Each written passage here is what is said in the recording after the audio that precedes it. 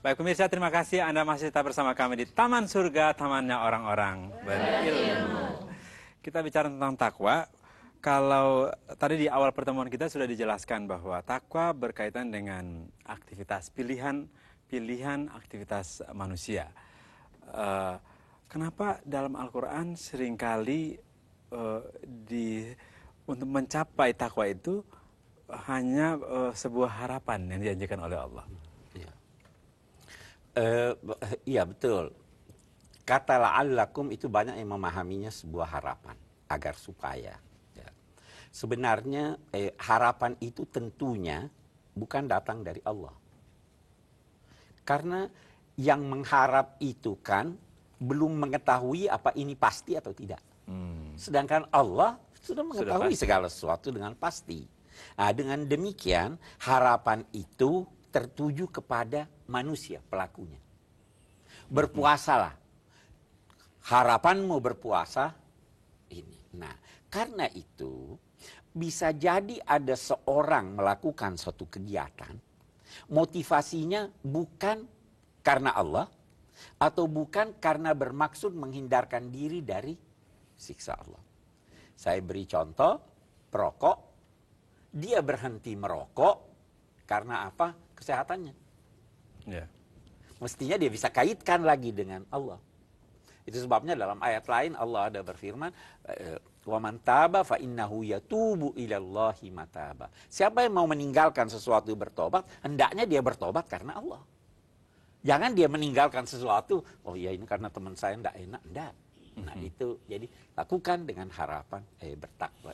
Jadi pengetahuan kita tentang Allah dan ilmunya itu penting sekali. Sangat penting. Untuk menggeser motivasi dan dorongan tadi. Menggeser motivasi. Takwa, semua kegiatan keagamaan tidak bisa mencapai suatu kesempurnaan kecuali kalau kita punya pengetahuan menyangkut hal itu. Punya kondisi kejiwaan yang lahir dari pengetahuan itu sekaligus mendorong kita melakukan sesuatu itu. Setelah kondisi kejiwaan itu ada, baru kita melangkah. Semua begitu. Jadi takwa dalam konteks penyesuaian keduniaan dengan alam tadi, kita bisa takwa tapi dunia saja. Dunia saja. Kalau takwa dalam konteks agama dan menegakkan ajaran-ajaran agama, itu bisa dunia, Iya.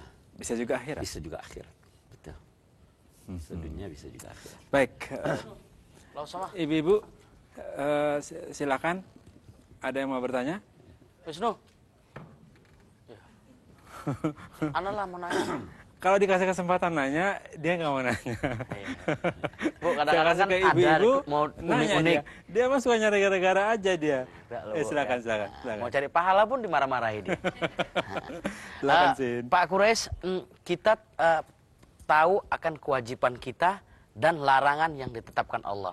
Kira-kira bagaimana kita menyikapinya? Yang mana lebih utama? Larangan atau kewajiban? Bagus, bagus. Sebelum sampai ke sana, saya dulu ingin berkata begini. Dalam hidup ini, kita lihat sebanyak lebah mengisap madu dari kembang. Sebanyak itu madu dia hasilkan. Sebanyak bulan menyerap sinar matahari sesuai posisinya, sebanyak itu pula sinarnya dia pantulkan. Ya kan? Seberat Anda bekerja, seberat itu pula Anda dapat upah. Adil kan itu ya?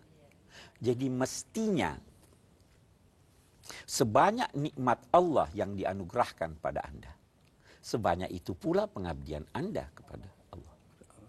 Nah, itu ada ayat yang berbunyi, Ittaqullaha haqqa tuqatih.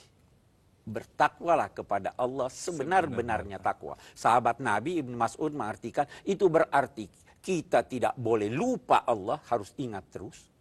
Kita tidak boleh durhaka walau sekalipun. Kita harus mensyukuri terus-menerus. Waktu turun ayat ini,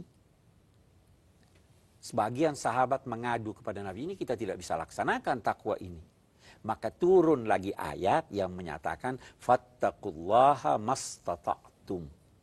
Bertakwalah kepada Allah sepanjang, sebesar, sekuat kemampuan kamu bertakwa.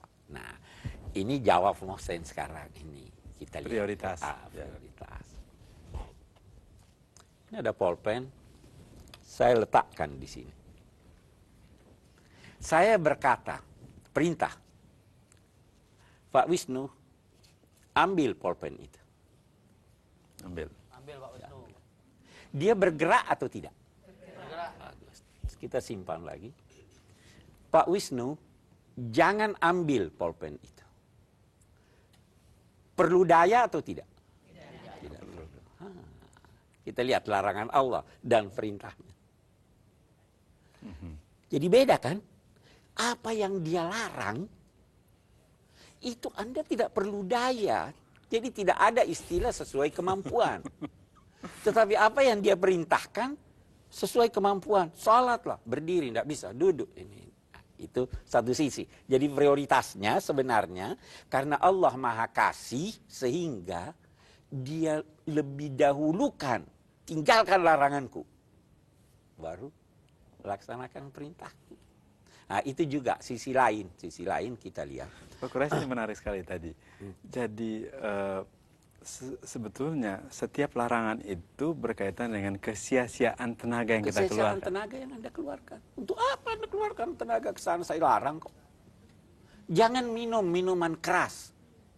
Ya, tinggal aja di rumah Anda tidak minum. Mau pergi minum kok harus pergi ke bar. Capek-capek pergi. Tidak memerlukan tenaga. Ya, bagus Ya kan? sekali. Sisi lain yang saya ingin tambahkan di sini, karena itu juga maka membersihkan diri lebih utama dari menghiasi diri. Yang mana lebih bagus? Mandi tanpa parfum atau pakai parfum tanpa mandi? Saya kira begitu. Nah, nanti kita akan teruskan lagi tentang prioritas-prioritas tadi ya. Oke, saya kasih kesempatan satu lagi untuk Ibu, silakan. Langsung. Pak Quraisy, saya ingin mendapat gambaran bagaimana caranya kita mengevaluasi diri sampai tingkat mana ketakwaan kita. Dan juga melihat pada teman lain supaya menjadi teladan. Kedua, bagaimana cara kita untuk bisa meningkatkan ketakwaan kita? Usaha apa yang bisa dilaksanakan? Ibu siapa, Terima kasih. Bu? Ibu siapa? Oh maaf, saya Tini Suryani. Ibu Tini, ya. Baik Ibu Tini. Jadi sekarang saya jawab yang kedua dulu yang saya ingat. Bagaimana meningkatkan ketakwaan? Bergaulah dengan orang-orang baik. Ciptakan lingkungan yang baik. Baca bacaan yang baik. Jangan pernah berkata bagaimana berkering dari basah. Bagaimana berkering dari basah itu gampang. Jangan masuk ke laut. Duduklah di mana di terik matahari. Bagaimana agar dingin. Jangan mendekat ke heater. Pergilah mendekat ke itu begitu. Ciptakan lingkungan ini, itu akan baik. Nah, bagaimana mengukurnya? Ya. Ukurannya pelajari apa tanda-tanda dan ciri-ciri orang bertakwa. Nah, kita bisa lihat itu tadi. Apakah sudah mampu memberi maaf? Apakah sudah mampu bernafkah? Sampai di mana? Apakah sudah banyak ciri-cirinya? Kita baca di awal suratul Baqarah. Alladzina yu'minuna bil ghaib wa yuqimuna shalah wa mimma razaqnahum yunfiqun. Itu semua ciri-ciri, kita bisa ukur diri kita dari sana. Baik, Ibu, nanti kita akan kembali lagi tentang bagaimana bentuk-bentuk prioritas yang sebetulnya harus kita ambil sebagai orang yang bertakwa. Tetap bersama kami di Taman Surga, tamannya orang-orang